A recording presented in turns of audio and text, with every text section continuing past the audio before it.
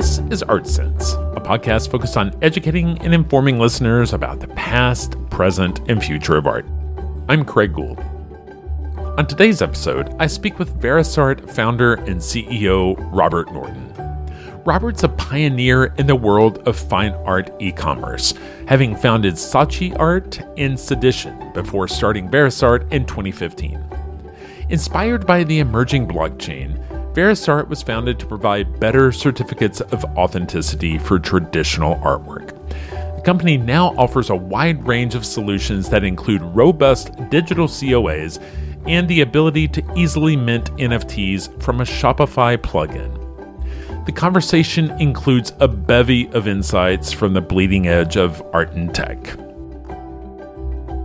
And now, a conversation about authenticity with Verisart's Robert Norton.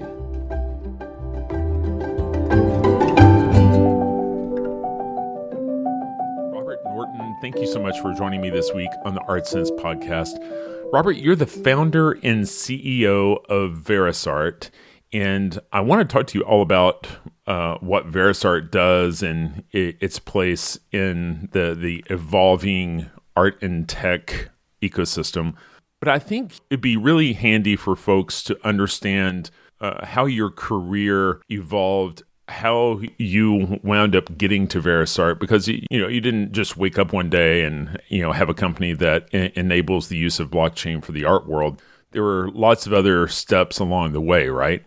Yeah, absolutely. I mean, I guess my grandfather was an art restorer, so we grew up in a household of many paintings that had disputed kind of provenance. We still do have a Joshua Reynolds Age of Innocence painting in my mother's dining room, which is touched by the hand of Reynolds, but not the same as the painting in the National Gallery, but still attributed to the studio.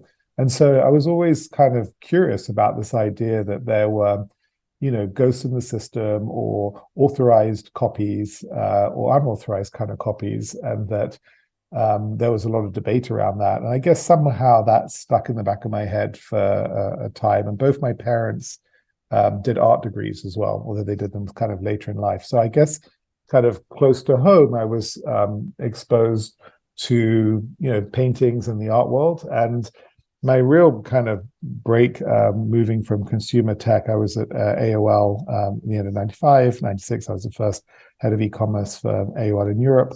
I did a bunch of startups and along the way. And then I was introduced to Charles Saatchi in 2009. Kind of that was an opportunity to, I guess, use my experiences and passions for art and creativity and kind of like put that into sort of a tech context. Because prior to that point, I'd been running King.com, the gaming company in North America. And so I came on as founder CEO of Saatchi Art when we recapitalized the business and raised funding for it. And then I met Harry Blaine, who had an idea for selling digital collectibles, a company called Sedition, and I became the co-founder and CEO for that business. And really, having done two art businesses, I wasn't sure I was going to do another one because they are challenging in terms of getting to scale. But in a year off in 2014, another artist, Casey Reese, kind of wrote to me about the potential use of blockchain technology with regards for certification and verification of both physical and digital artworks. And I went down that rabbit hole of blockchain tech and really was excited by the idea of a new distributed kind of database standard and what could be built on top of it. And so that's how I got to Verisart. Just as I listen to you talk about those different experiences, it just feels like each one of those was a different sort of base jump, and looking back, it's like, oh, well, obviously, these were great ideas. But when Saatchi Art was founded, no one had figured out a way to really capitalize on selling art through e-commerce. And arguably, Sedition was maybe as many as 10 years ahead of its time. Can you kind of talk about being on the cutting edge or bleeding edge in trying to convince people that there are actually markets there for these opportunities? I mean, it's really difficult because as much as you believe it, the feedback that you often get is contrary to your belief system. And, there's that kind of famous sort of chart that I've seen kind of go around Twitter and stuff in terms of, how long does an entrepreneur stick with something when, the feedback loop that they're getting is just constantly not what they intended. Like you see like months and months saying, okay, is this pointless, is this pointless, is this pointless? And then suddenly you get to a point where there's actually exponential kind of growth. And then everyone thinks you're a genius. But for the times when you're sticking through those months or years when it doesn't get to that stage, everyone thinks, maybe you're not such a genius. Maybe you're actually kind of, not going to succeed. And, I was really inspired by Steve Case because, he I ultimately was my boss when I was at AOL, but, I was kind of in the European division, so I only got to meet him once. And, a lot of people kind of think of AOL, in terms of You've Got Mail and the success stories of the kind of, it taking over Time Warner at the end of the the end of the 90s, early sort of 2000s. But what a lot of people don't realize is AOL started in 1983. So what was it doing for 12 years when like people didn't even really have kind of like modem internet connections and they weren't plastering AOL discs on, magazine covers? He was slowly kind of building up what was an incredibly robust thesis around online experiences. It had like content, community, commerce, connectivity. Used to call it the 6 Cs. And so I think it takes a long time, to actually understand what you're doing. And it takes time to build company culture, and it takes time to really find product market fit. So coming back to your kind of question in terms of how did we persuade people in these early days? I don't think we did persuade enough people. I think that, we just had conviction that this was going to work, but we also were having to test that conviction. The conviction was tested. And I remember talking to people saying, I just don't know, dude. People would say to me, people will never buy art on the internet because, it's fine selling books because people understand what they are. It's fine selling anything that's digital, but art you really need to stand in front of. And this was a really compelling argument, and particularly from artists that, you may never have seen their work before, because a lot of the artists on Sedition, in fact, almost all of them were, not the type of artists that you would see at art fairs or in kind of, more public exhibition format. They were often sort of sole traders that didn't have representation. And so it was a very valid point. Like, would people, buy artwork online?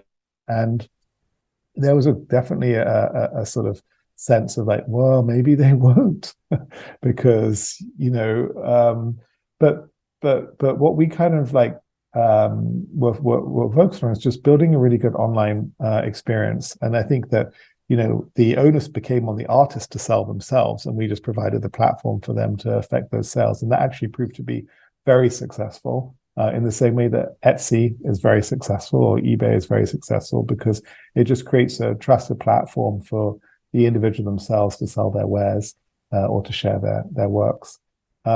Sedition was more difficult back then, because while the tech enabled the idea for somebody to access a digital file, either mainly through a stream, it was largely predicated on the iTunes model, that you paid for something, you thought you owned it, you didn't really own it, you just had a license to kind of view it, which is very different to the NFT model, where you actually do own the token and you can trade it. And the NFT model is the one that has appealed to a greatest number of people, because it gives them more sovereignty over that object. But with regards to the Sedition days, I think we were very, very early, and we didn't really have at the beginning that many artists that were also natively digital. We sort of like added them, but when we started, it was Damien Hirst and Tracy Emin and Matt Collishaw, I think Shepard Fairey, maybe I think Bill Viola might have been one of them as well. And we had like 6 or so artists that we started with, and they were largely kind of the more well-known artists from the contemporary art market that were, seeing digital editions just as an extension of prints and multiples that could have come before them in other types of physical formats. And I think that was a good way to look at it at the time. But I do think that actually what you're seeing now is that successful digital collectibles are not just a different file format or a different kind of sort of container. They actually also fundamentally operate in a different way. They become a basis for a broader digital experience. And so, the most successful kind of project at the moment in terms of like looking at that would probably be, Bored Apes on the other side, and the way that they're thinking about building out, a community that at its heart now has both, punks and apes as the kind of stakeholders. Obviously, what has changed between the days of Sedition and what artists were trying to do there versus now is the advent of the blockchain. Bitcoin kind of comes on the scene in 2014. Other blockchains like Ethereum add on. We get to 2020. That's where we really see a lot of the acceleration in that. But Verisart, you're very early to the game there in terms of trying to authenticate art on some sort of shared resource, because Verisart, doesn't show up in 2020. They show up, 2015? Is that right? Mm-hmm. Yeah. And so what did you see that made you jump there? I was, as part of my, research into kind of Bitcoin, which at the time, in 2014 was really the only kind of like game in town, right? I mean, there was sort of colored coins that Vitalik was kind of working on. There was some conferences I went to at Stanford around scaling Bitcoin, which, seems looking back was kind of the who's who of pretty much the whole kind of crypto community. Vitalik was there, Peter Todd was there, Ethan Bookman from Cosmos Tenement was there, the Dominic Williams from Definity, Juan Bennett from Filecoin, Protocol Labs and IPFS before that. And so just talking to these people who, were at these conferences, one of them I met, Peter Todd, and I sort of said, look, is there even any point in trying to think about building an application on, this type of distributed ledger technology? And at the time it was, really Bitcoin was the only publicly support, like the one that had the most distribution, right? And it still is in terms of the most widely used distributed ledger technology. Certainly the one that has the most value associated with it. And it was really just kind of by posing those questions and by being around those people that I was able to connect the dots. And Peter helped us kind of think about the early architecture for Verisart, which in some ways kind of held us back because, Ethereum turned out to be a lot more flexible and adaptable and programmable. And so, while it took a while for NFTs to, kind of emerge as this kind of spectacular moment for the Ethereum, community in terms of, and also for popular culture. People were experimenting obviously with CryptoKitties before that time. That was a sort of 2018 moment, right? Or 2018, I think, or 2019. And it wasn't really, NFTs didn't really come to the fore until end of 2020, beginning of 2021, when they became sort of popularized with the sort of record-breaking Beeple sale at Christie's in sort of spring of 21. I think the reason why why I thought it was a good idea is that when you think about artworks and collectibles, they have this sort of tension between opacity and transparency. So, transparency is kind of aided by availability of data, public auction results, Instagram, Google image search. There were lots of things that were happening in the kind of like Web 2 world that were making the art market more transparent, just more visually transparent. And I think Instagram had a huge part to play in that. And at the same time, value is still largely opaque, right? Like, you don't go into a gallery and like, am I getting the best value for this painting? You just want to buy that painting because that painting means something to you, and you hope that you're not getting treated unfairly. But the reality is that you are, as an unknown buyer to the gallery, going to be treated more unfairly than one of their best collectors, in the same way that almost every industry looks after their, preferred customers. So that's not an unusual kind of thing to happen. But ultimately, one of the problems that has happened with the NFT market is that you've had this sort of like financialization of everything that is art within that world, and as a result, it became quite a confused world in terms of, are people there for collecting or for speculating? And this year we've kind of seen that it seems that a lot were there for speculating more than collecting, as the herds kind of migrated off kind of platforms to ones that didn't support creator royalties, and arguably there were more aligned to a speculator's interest and a collector's interest. And so I think that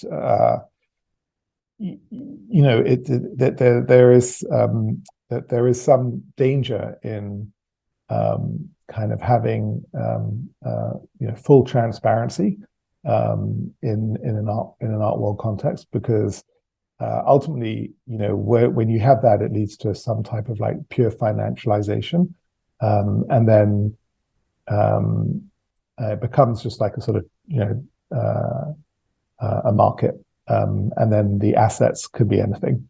And I think that a lot of artists tend to want to resist joining those types of markets.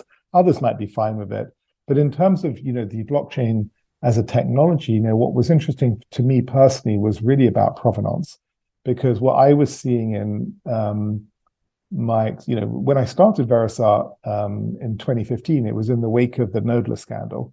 So that was the big story in the art world at the time, which is that how in 2014 could the chairman of Sotheby's be duped into buying fake Rothkos? I mean, it seemed kind of crazy, right? It seemed like something that would have happened maybe 100 years earlier. But actually it was still happening. And I think that, there's still a big problem in terms of, who do you trust?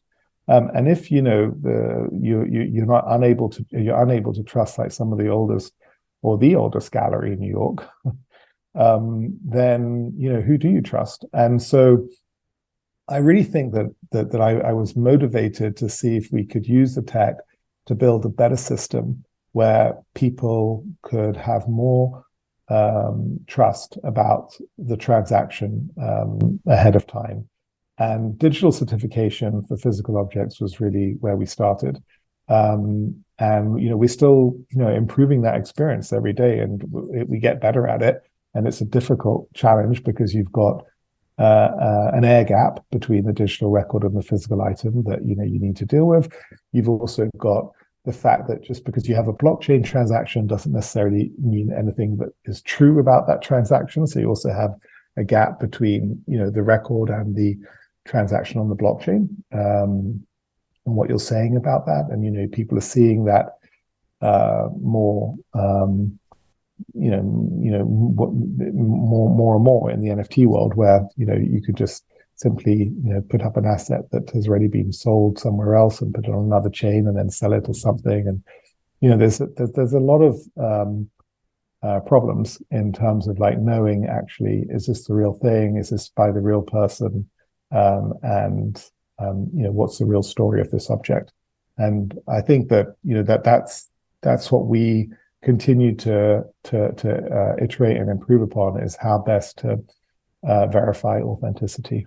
And for us, what was a big advance with the blockchain was really a few kind of like basic building blocks that helped us build a better service for creators and collectors. And those building blocks were the use of a shared timeline, one that wasn't open um, to interpretation or to dispute. And timeline is often one of the things that gets falsified first in the case of a fake work. And then the second thing is, that there was a level of attestations that were provable cryptographically, that there was a consistency of key signatures that were used in terms of binding claims around an object. And then, the other thing is that the append-only data database structure of the blockchain was also kind of helpful. And so we really just, with Peter Todd, kind of worked with those building blocks and also utilizing his service open timestamps to build better certification standards. And, when we were talking to people, we said, okay, well, it may not be perfect, but what's the status quo today? And the status quo back then, and still is actually largely for people, is that you get a piece of paper sent to you in the post saying this is your certificate of authenticity for high value artwork that you bought. And the problem about pieces of paper is you can't run real-time verification and provenance on a piece of paper. So I envisage a world one day where anything that has value will have a verifiable record associated with it, and that those records will be utilizing the blockchain for their trust and veracity. You identified a problem that's been going on for years and years, and even just in the press in the last couple of weeks here in North America and Canada, they finally handed down some sentencing on a huge forgery scandal that was going on in the indigenous art world there with an artist, Moriso. I think they estimate that as many as 60 to 70% of the works in the market under his name were forgeries, and some of them were even perpetrated by nephews of the artist. And like you said, some of the biggest gallery names could smell that it was bad, but were turning a blind eye because it was profitable. But it seems that since you came to the problem solving at a point prior to NFTs, you have kind of diagnosed the problem solving for the traditional art world and have incorporated the digital aspect in the NFTs as that has grown. It's not like you're an NFT platform that's trying to back their way into the traditional art world. It's been very symbiotic and natural, the way this has kind of grown up to your current product offering, right? Yeah, I mean, so when we started, I think we were the first company to apply blockchain to physical art market. And we started with a mobile app that we just gave to artists and said, hey, we really think it's important for you to keep records of your work, because fundamentally, if you give that responsibility to your dealers, then you're not really in control of, your IP, and you're not the arbiter of truth. And what happens in the art market is kind of a little bit crazy, right? Is that an artist gets successful, and then they think, or his dealers think, or their dealers think, I should say, that well, maybe we should do a definitive catalog of all the works this artist has done. And part of that is to find out, how many works are out there, also find out who the collectors of these works are, and then see if you can increase the prices. That's one of the kind of like motivating factors in putting this together. But it seems, kind of crazy that it would be done at the end of the artist's life, when the artist is going to be like probably unable to easily remember everything that they've done. It would be make much more sense to do it as the artist proceeds through life. And nowadays you could take a picture of something on your mobile phone, you can add some basic information, you're effectively building a catalog raisonné real time. And that's how many artists use Verisart. They are effectively building their catalog raisonné in real time. And we even have some plans to pass the data to enable them to actually show it more as a catalog raisonné in time. And I think that makes a lot more sense, because the result of giving that responsibility over to your dealers is problematic for the following reasons. Because many artists will have different dealers in different parts of the country, and those dealers won't be with them throughout the whole of their life. They'll be with them perhaps for a period of time.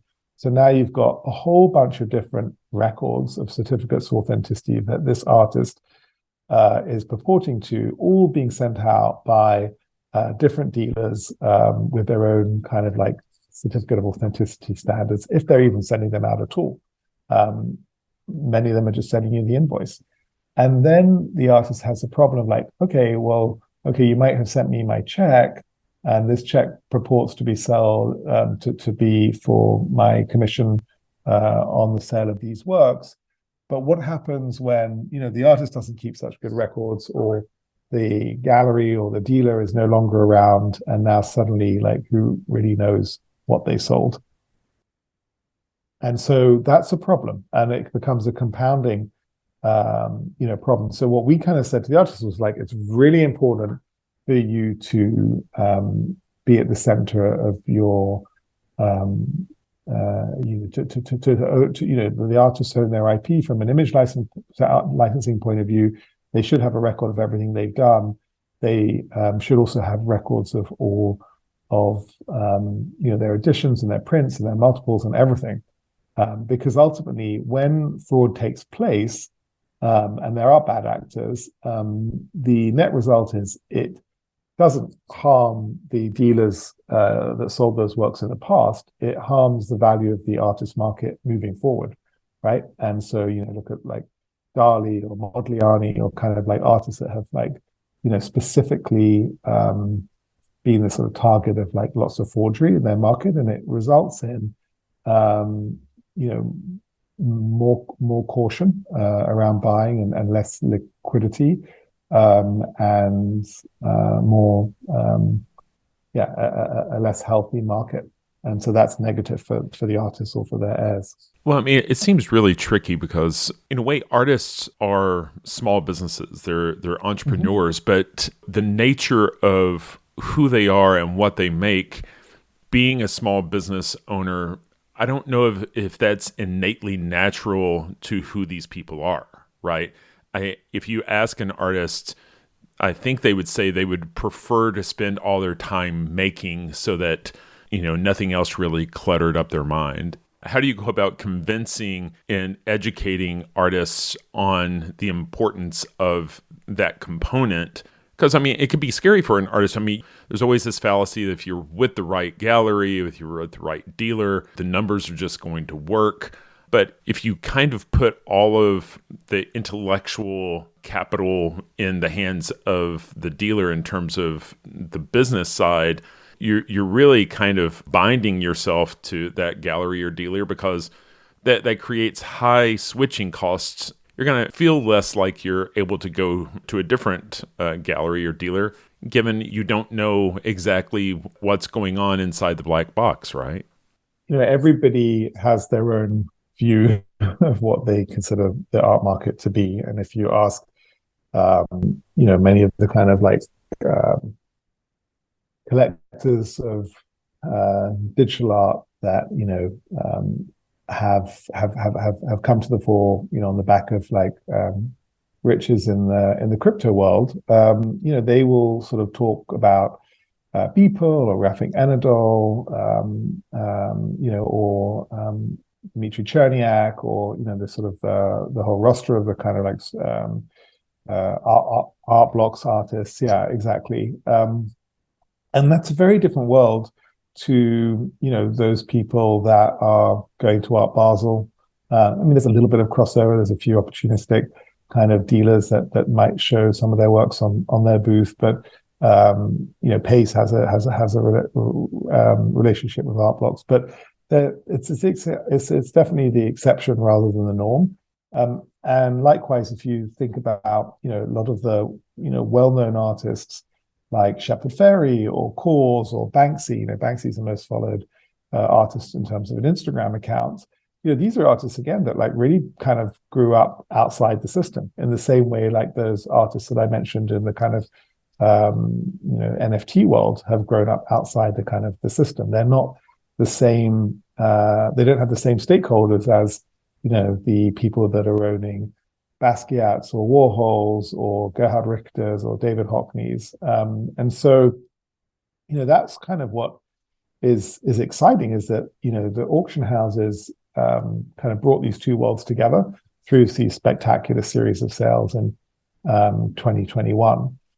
But I would just sort of argue that there are just, the art market is changing, and Raphael Rosendahl, who's a really talented digital artist, was sort of talking last year at DLD, and he said that NFTs for him represented kind of the equivalent to the art market as recorded music and the record did for music. Is that in the past people went to the concert hall to listen to the music, and it was a formal performance, and you had to go, and that's a little bit like sort of people going to the gallery and seeing the artwork in a kind of formal setting. And then suddenly they were kind of playing their records at their home and sort of dancing, with their loved ones or their kind of like, family members. And now they're sort of sharing their, NFTs on their mobile phones, or, putting them onto their screen and just, talking about their interest in kind of like, these digital collectibles or visual culture or pop culture, or however you want to kind of describe it. And so what that kind of means is that, the way that we experience things is changing. And in the same way that, and I happen to know Shepard well because, he's been using Verisart since the outset, and now also uses us for his kind of physical prints as well as his original works. And I've learned a lot from, my discussions with him over the years. But, this is an artist that, started by, rigging the kind of photocopying machine when he was a student at RISD, and printing out stuff and just handing them out, and, finding ways to kind of like reach his audience through magazines and through sort of just sort of real kind of guerrilla marketing, basically. And what's happening is that artists are actually now having more significant relationships with their communities, and that's where you see certainly like artists that are exploring that, like Pack, and even just the way that the communities are kind of like really being thought through. I think Damien Hirst's Currency project, very community kind of focused, and I would expect that in the same way that you saw a lot of the music world change when people were just able to go onto YouTube and start recording, and Justin Bieber kind of famously sort of like started that way. You're seeing a lot of new artists that are really engaging with the fact that their communities are there online, and they want to buy their artworks as NFTs, and they want to then have tokenized experiences, and they are starting to think about those worlds. And it's a different type of artist, right? It's a different type of artist than the artist that is just painting on canvases and sending those to a gallery to sell their work. It's a different type of artist. I think that's one of the things that becomes more and more evident the more time you spend around the NFT world and what makes a successful NFT drop. And I think that one of the big things there is engagement, kind of one-on-one engagement between the artist and the collectors as a community, and what's expected in terms of connection in the community. It's funny, you were saying Steve Case had 6 C's. 2 of those you said were content and community, and I immediately thought about NFTs, right? Mm-hmm. When you give Shepard Fairey as an example, Shepard was on episode 71 of the podcast. Like you say, he came from outside of the traditional art world, and a lot of his growth was in doing things that were related to grassroots counterculture. There's something intrinsic about mobilizing a grassroots organization that kind of overlays to what these successful NFT projects look like, correct? Absolutely, yeah. I mean, we did these series of curated auctions for Super Rare in 2021, 10 by 10 and 8 by 8, and Shepherd was part of those first sort of 10 artists whose inaugural NFTs we sold. So it was Shepherd, Michael Jew, Rob Pruitt, Random International, Universal Everything, Jonathan Yeo, and some others. I think Neil Belufa and Petrol, right? And they were really nervous, to be honest, because none of these people really did engage much with their community. I think Neil Belufa sort of and more than most, because he was actually quite an early kind of crypto enthusiast. But the others were just quite nervous. And they were also, it reminded me a little bit about some of the artists during the early days of Sedition that were also quite nervous about how do they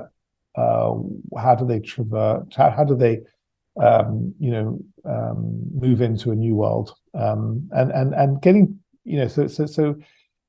moving out of your comfort zone is difficult for people, and no one wants to kind of fail publicly. We sold all the works, and Shepherd's actually sold for the most. At the time, I think it was over $250,000, the sale of his inaugural NFT.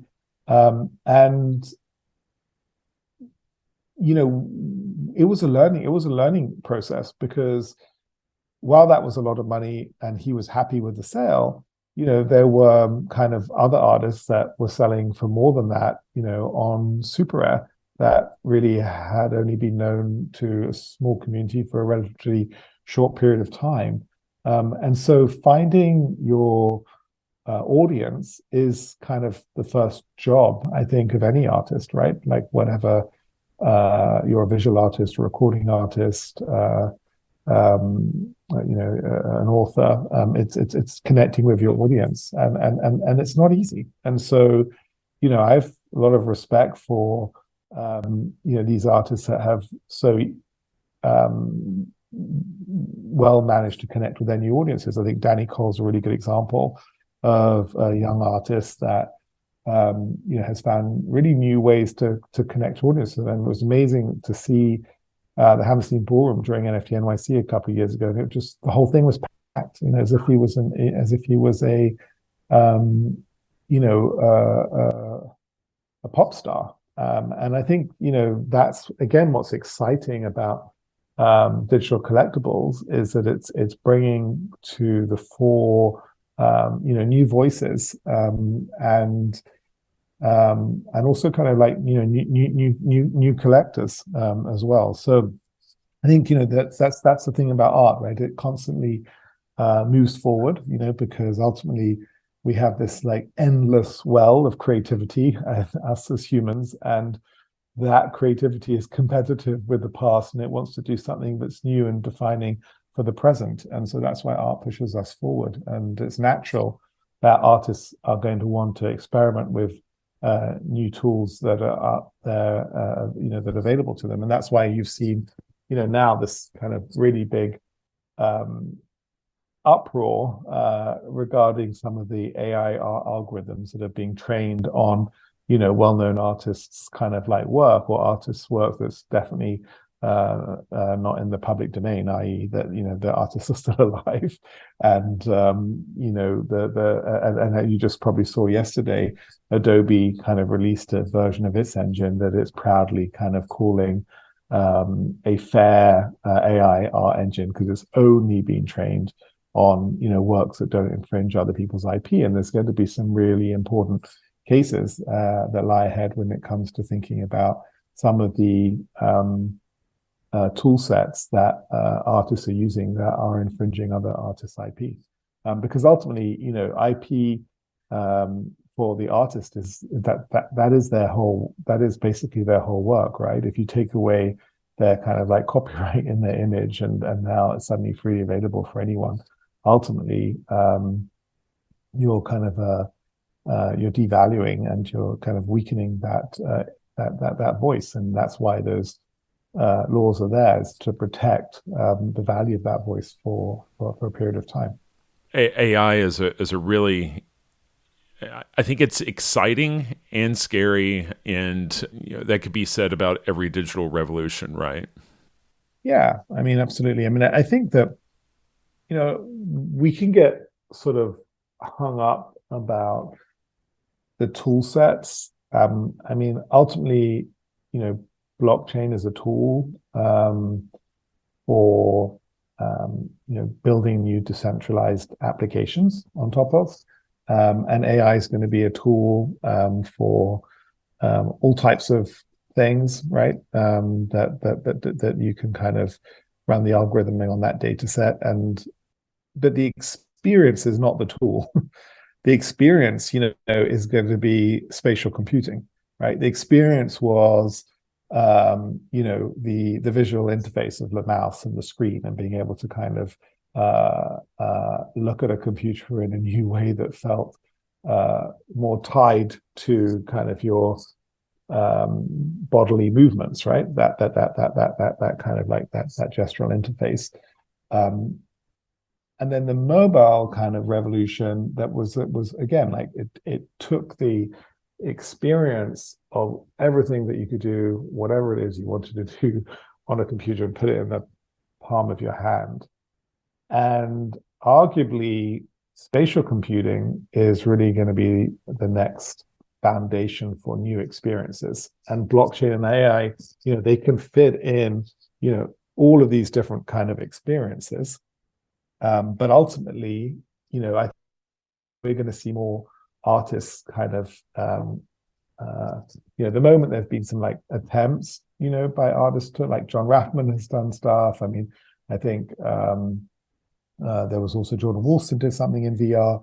I mean, a few years ago, you went to the art fairs and they all had like some VR headsets with some artists or another doing stuff in VR, but it was very kind of like, crude. And I think, when Apple releases its headset, later this year, and suddenly, it's, going to be a different experience to, they're hoping it will be like what the iPhone was to the mobile phone market. We're like, why would I want any other mobile phone when I can have an iPhone? And Apple's headset, is going to be significantly different than the other headsets we've seen, because it's going to kind of allow you to have your face, the front of your face kind of scanned, and create a different set of data points in terms of, what your kind of emotions are, or what you're sort of looking at. And I think that you'll see, really interesting kind of like work with artists that are exploring spatial computing as well. And so, we've seen the history of art is one of artists continuing to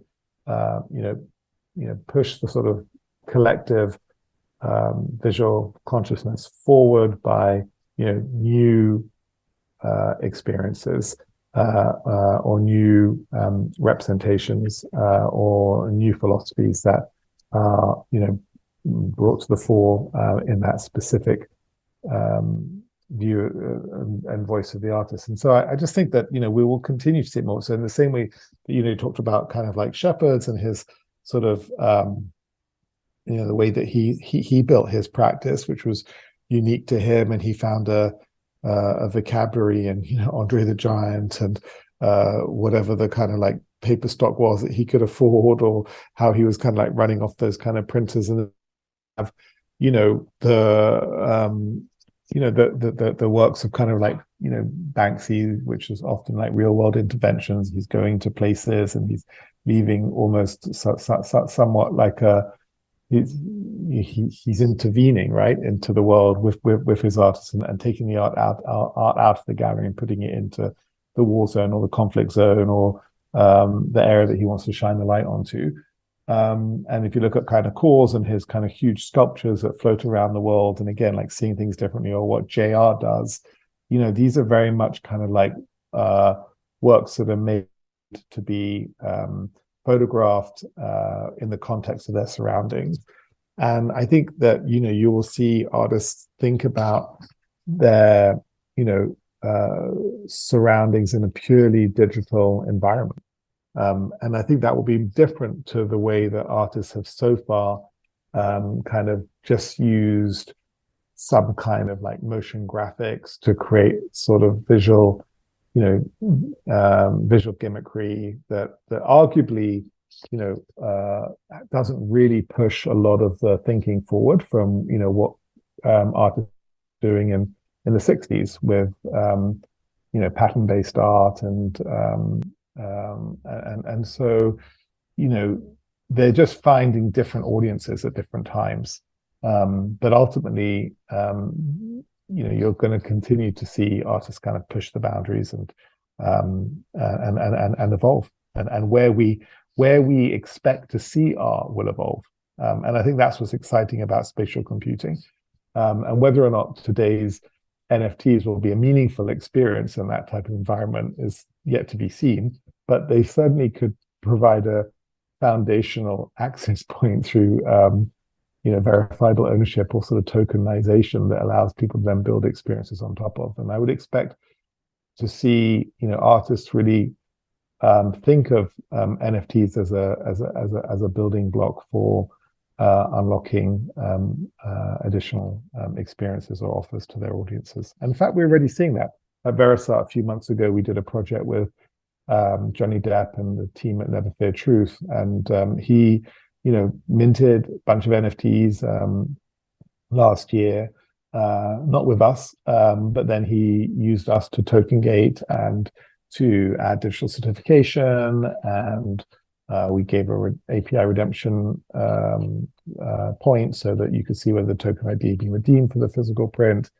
I think this is going to become like increasingly common that artists will, more seamlessly go between the digital and the physical world, and the way that you'll hopefully be able to traverse that will involve some form of blockchain. At least that's what we believe at Verisart. What is becoming the biggest part of your product offering? I mean, who are you helping the most? Is it the digital artist that's looking to mint NFTs? Is it the physical artist that wants to have digital certificates of authenticity? Do those digital certificates then sort of serve, the same purpose as an NFT? Is it the galleries that you're helping? It seems like you've got your hands in a number of things, and it's really encouraging because the fact that you guys are integrated with Shopify means that a huge barrier has been lowered in terms of, I feel like one of the things that was really holding back traditional art collectors from getting into the space is just how complex it had been in terms of getting a particular currency, getting a particular wallet. But it seems like, especially with the Shopify integration, we're really lowering barriers for folks, right? Yeah, well, no one likes doing paperwork, and no one likes doing digital paperwork either. And so, one of the challenges that we sort of had with even our digital COAs is that some still had to kind of send them out at the time of the sale, and that was something that people weren't used to doing. And the cool thing about the Shopify integration is that the certificate of authenticity just goes out the same way that the Shopify's invoice goes out. It's just at the point of sale. So it's a really neat experience for the collector because they buy their asset, they buy their work, and they get their NFT if they're using us for minting and selling NFTs. They get their certificate for their physical objects as well at the point of sale immediately. And so collectors like that. But in terms of like the platform, it's just been iterative, and we've been around since 2015. So it would be crazy if we didn't evolve. And so, we are an all-in-one platform for verifying physical and digital collectibles. We also enable minting of NFTs. We enable selling of those NFTs through any Shopify storefront just by downloading our app. It's doesn't require any code to set up.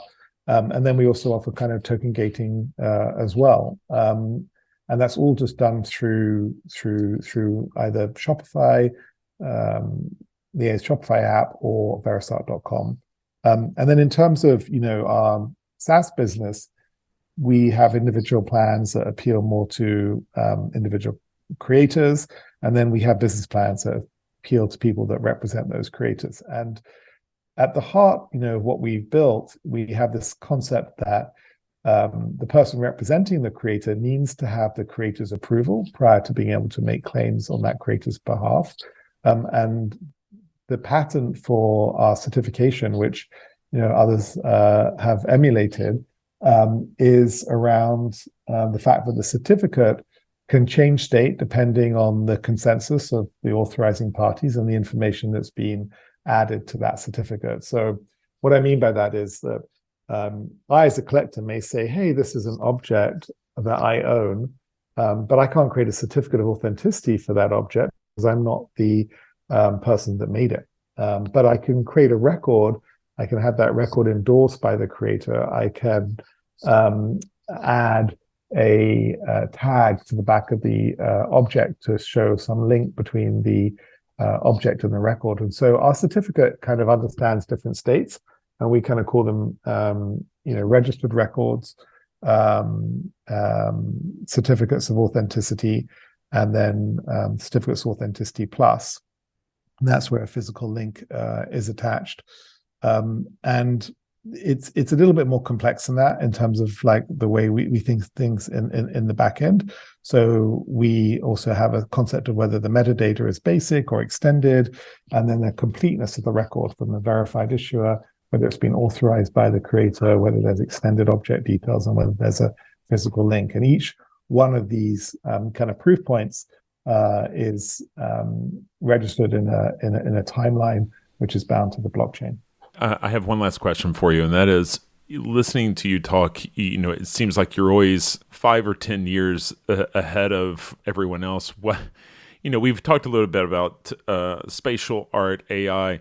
What do you see on the horizon? What big opportunities do you still see out there, or things that you're excited of thinking more about, or problems to solve? Outside of just putting one foot in front of the other with Verisart, what do you see on the horizon that is exciting you? I think that there's something that we kind of it's something that we have called a fair trade art certificate standard, where there is a way to identify whether the artist or the person representing the artist, it could be a brand or a gallery, platform that's selling it, and any kind of cause that could be political, could be charitable, could be social, whatever the cause is. I think that there's a really important role to be played in. I think about some of the artists, and I think Shepard and JR fall into that category. So does Banksy as well. Social activism. And the world has significant problems that we're dealing with already, right? We have a war in Europe. We closer to the threat of nuclear war than we've been in my lifetime. But we also have a war against climate change. We have a war against kind of species extinction. We have a lot of things that the world needs to kind of fix. And you've got many of the smartest and wealthiest people building like space plans to find ways to us to become a planetary kind of species. But there's a lot of challenges in terms of fixing this world. And one of the things that I was really inspired by is the way that a visual or like an artwork can kind of galvanize consciousness quite quickly. And actually, that's often the case, right? We think about transforming moments in art history as ones that are sort of defined by, specific kind of artworks like Picasso's Demoiselle d'Avignon, like the birth of kind of the modern art movement, and Jackson Pollock and kind of like abstract expressionism, and these sort of points in time or points in our history are often kind of can be described by visual representation, that people kind of understand a whole set of other things by just looking at that one painting. And so I think that's very kind of common to who we are, is to kind of experience a broader set of concerns through something singular. And so, I don't know if you remember, a few years ago there was this there was this egg that was on Instagram that was cracking under pressure, and it resulted in a Super Bowl commercial around mental health. But at one point, it was the most publicly shared image on Instagram, and it was just a regular egg. It was called World Record Beating Egg. And it's very, we live in a world where people can galvanize very, very fast. And there's no better way to kind of like galvanize people, I think, than everybody having to have seen something. And so when we saw that image of the first the black hole, the image of like, what does a black hole look like? And no one really knew what a black hole looked like. Now everybody has that image in their mind. And so I think that there's a role for artists to play in helping us understand the challenges of the world and how the world is sort of changing. And so one of the things that I think is exciting is, how do you as a customer, as a collector, you think about like the fair trade movement in terms of understanding the origin of how the coffee bean was kind of like made, or who the growers were. You see a lot more of this type of narrative playing out now, just in your regular kind of supermarket, right? It's a story that's being told around the object. It's not just a set of kind of like ingredients, and it's kind of more than marketing. It's people want to sort of feel like they're supporting the right guy, or that they're sort of doing good. And I think that there's a role for artists to play in helping us kind of like galvanize our attention towards the sort of challenges of our time. And John Gerard's an interesting artist that actually kind of like is engaged with these types of issues. I would argue that JR is very engaged with these types of issues, and I think that people look to artists to help them make sense of the world. And so I mentioned the kind of like fair trade art certificate, because this idea that you have kind of like a way of identifying works that are there for a social good, works that are there to design to give back, works that are there to raise awareness of something, I think is an important thing for the art world to look out to. And I think that is more meaningful than just selling works at expensive auction dinners. It's a way of really building a broader movement. And to some degree, if you look at the sustainable economic goals that the UN set, that had an icon of these different colors for the different sort of goals. And I think we can do a lot more than that. And I think artists will play a part in that. So I would look for more social activism by artists moving forward. Well, Robert, I really appreciate you sitting down to talk to me about your amazing journey and your really insightful knowledge of this space and how it's all fitting together, and the possibilities for the future. And so I really appreciate the generosity of your time today. Thank you for having me on the Art Sense podcast. It's a great group of people that you interview, and I'm delighted to be part of it. Thank you. Absolutely. Thank you.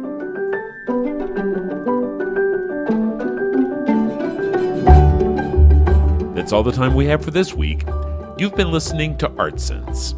You can find the show on Apple Podcasts, iTunes, Google Play, Stitcher Radio, Spotify, or your favorite podcast app. If you've enjoyed this podcast, be sure to subscribe.